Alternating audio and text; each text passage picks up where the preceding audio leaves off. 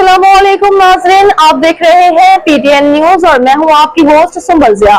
शामिल करते हैं आज की अहम खबरें। 5G लॉन्चिंग से कबल टेलीकॉम सेक्टर में सरमायाकारी बारे बड़ी पेशरफ्त।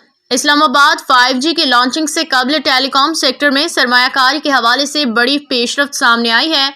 पाकिस्तान में छोटे मोबाइल फोन ऑपरेटर्स के लाइसेंस के इजरा के हवाले से राह हमवार हो गई।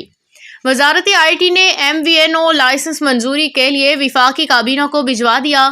Mobile virtual network operators framework गुज़श्ता एक साल से वजारत IT के पास ज़ेरे इल्तिवा था। PDA ने गुज़श्ता साल नवंबर में MVNO फ्रेमवर्क वजारत IT को भिजवाया था।